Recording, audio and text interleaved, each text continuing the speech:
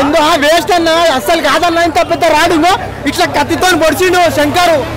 సినిమాలో ఏం లేదన్న, సినిమా అసలు లేదు. అరే షార్ట్ ఫిలిం అన్నా బాగుంటుంది దీనికంటే.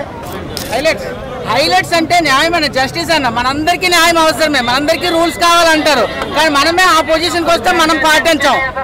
అందరికీ ఇంట్లో ఎంత క్లీన్ గా ఉంచుకుంటా సొసైటీ కూడా అంతే క్లీన్ గా ఉంచుకుంటేనే దేశం బాగుపడుతుంది.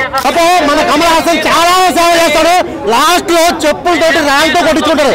ఈ రోజు ఫర్ ఎగ్జాంపుల్ ఒకటి చెప్తున్నా, హర్ష సాయి అనే వ్యక్తి చాలా మంచి చేస్తున్నాడు జనాలకి. ఒక గట్టి గారి ఆపుతో సామ్రాట్ ఎవరు ఉండరు కొట్టగారు ఏంటో అందరూ తొక్కడం చూస్తారు చూసారా. సేమ్ కంటెంట్ అన్న, మంచి చేస్తే ఎవరికి నచ్చరు. ఈ సినిమాలో చాలా మంచి చేశాడు. సినిమా దరిద్రంగా ఉంది, అట్టర్ ఫ్లాప్, అస్సలు బాగా ఎలాంటి సినిమాలు ఉండకూడదు. దోచేసుకోవాలి, తాగ మంచి చేయడం ఏంది, లంచాలు తీసుకోవద్దని చెప్పడం ఏంది, కరెక్ట్ కాదు. ఇది తీసుకోండి, లంచాలు తీసుకోండి అంతే. అది చెప్తే సూపర్ హిట్, బంపర్ హిట్. ఈ సినిమా బ్లాక్ బస్టర్ హిట్. నేను చెప్తున్నా, ప్రతి ఒక్కరు చూడాలి అలాంటి సినిమా.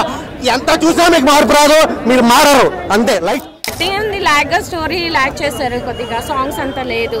భారతి 1లో సాంగ్స్ ఎమోషనల్ చాలా బాగుంది, బాగా చూపించారు. మరి దీంట్లో అయితే అంత సాంగ్స్ ఏం లేదు. స్టార్టింగ్లోనే ఏదో అంత సాంగ్ ఏం బాగాలేదు. అది చూసి నేను ఏదో కరప్షన్ అలా చేస్తారని ఎక్స్పెక్టేషన్స్ పెట్టుకుంటారు, బట్ లాగ్ చేశారు మూవీ అంతా. సిద్ధార్థ్ యాక్టింగ్ ఓకే బాగుంది. కమల్ హాసన్ బాగుంది. సిద్ధార్థ్ అంటే కమల్ హాసన్ బాగుంది.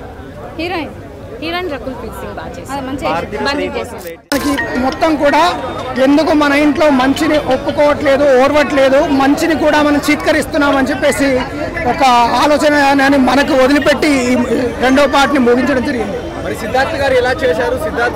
సిద్ధార్థ్ పరంగా నేను యాక్టింగ్ పరంగా నేను ఒక బొమ్మరిల్లు యొక్క ఎక్స్టెన్షన్ గా నేను దీన్ని చూస్తున్నాను. ఎందుకంటే ఏదైతే బొమ్మరిల్లో మనని అలరించారో ఆ సిద్ధార్థ్ని ఒక అమ్మ కోల్పోవడం ద్వారా భారతీయుని పైన ఒక వ్యతిరేకతను కూడా మంచిగా చూపించడం జరిగింది. Scope of Siddharth super. భారతీయుడికి ఇంకా స్కోప్ ఉంది. ఆ థర్డ్ పార్ట్ లో వీటన్నిటిని మమేకించి ఏ విధంగా స్టోరీ వస్తుందో చూడాల్సింది.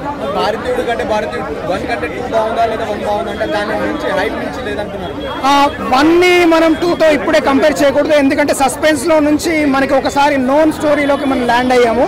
ఫస్ట్ పార్ట్లో ఏమాత్రం తెలియనటువంటి ఒక విషయంలో ఉన్నాం కాబట్టి అది ఖచ్చితంగా మనం అలరిస్తుంది. సెకండ్ పార్ట్లో మనకు అందరికీ ముందుగానే తెలుసు ఇతను ఒక కరప్షన్ మీద పనిచేస్తాడని చెప్పి అందరిని చంపేస్తారు, అతని యొక్క మర్మకళ యూజ్ చేస్తారు అని చెప్పి తెలుసు. కాబట్టి దీన్ని కంపేర్ చేయడం కాకుండా దర్శకుడు 3వ పార్ట్లో ఏం చెప్తున్నారో చెప్పబోతున్నారో చూడాలని, దానికోసం ఒక సంధిలా మాత్రమే ఈ మూవీని చూడాలని చెప్తున్నారు.